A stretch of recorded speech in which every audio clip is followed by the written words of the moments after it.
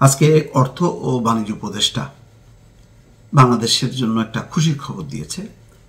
সেটি হচ্ছে বাংলাদেশকে জিএসপি সুবিধা দেওয়ার বিষয়ে যুক্তরাষ্ট্র ইতিবাচক। হঠাৎ করে এই যে জিএসপি সুবিধাটা, এবং আপনারা জানেন যে মার্কিন যুক্তরাষ্ট্র তার অনেকগুলো সুবিধা রাজনৈতিক বিবেচনায় ব্যবহার করে। এখন যে সরকার আছে, অন্তর্বর্তী সরকার ডক্টর ইউনূসের নেতৃত্বে, এটাকে ধারণ করে মার্কিন যুক্তরাষ্ট্র।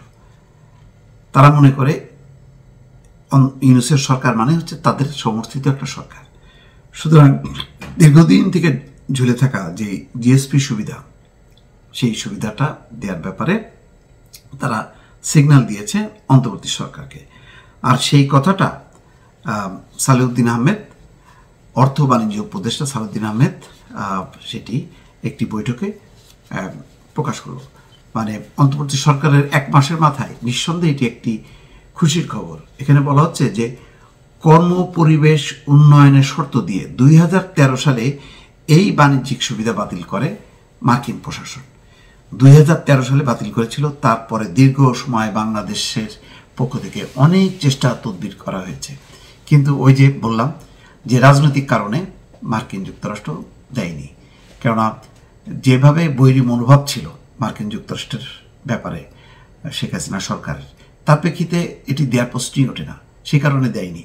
আর এই জিএসপি সুবিধাটা যদি দেয়া হয়, তাহলে বিপুলভাবে বাংলাদেশের যে তৈরি পোশাক শিল্প, সেই পোশাকের প্রবেশ ঘটবে এবং একেবারেই বলা যায় যে আমেরিকার বাজার সয়লাভ হয়ে যাবে বাংলাদেশের তৈরি পোশাক সহ অন্যান্য রপ্তানি পণ্যে।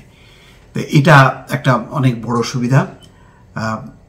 রোববার দুপুরে সচিবালয়ে রপ্তানি উন্নয়ন ব্যুরো ও ফরেন সার্ভিস ট্রেড ইনস্টিটিউটের পর্যালোচনা পর্ষদের সভা শেষে তিনি এই কথা বলেন। আরও একটা সুখবর আছে। অন্তর্বর্তী সরকার দায়িত্ব গ্রহণের পর থেকে রপ্তানি আয় বৃদ্ধি পেয়েছে।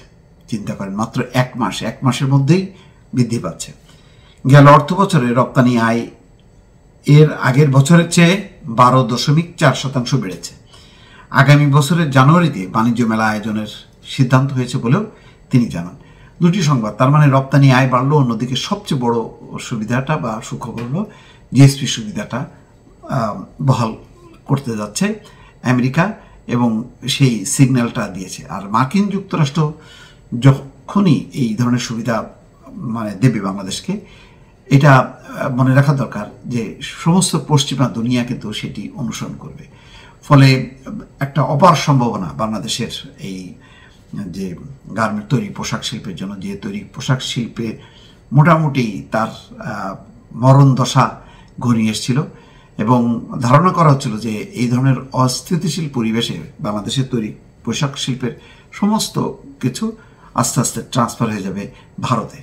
কিন্তু সেটি এখন আর হচ্ছে না। আবার নতুন জাগরণ তৈরি হবে, এমন একটা কিন্তু পরিস্থিতি তৈরি হয়েছে। নিঃসন্দেহে এই জিএসপি সুবিধাটা একেবারে আনুষ্ঠানিকভাবে যখন বাংলাদেশ জানতে পারবে, তখন একটি গতি সঞ্চার হবে, এবং তখন নিশ্চয়ই আপনারা বুঝতে পারবেন যে কি পরিমাণ বাণিজ্যিক সুবিধা দিয়ে কত দ্রুত বেগে বর্তমান যে অন্তর্বর্তী সরকার তারা এগিয়ে চলেছে। দর্শক, ভালো থাকবেন। আল্লাহ হাফেজ।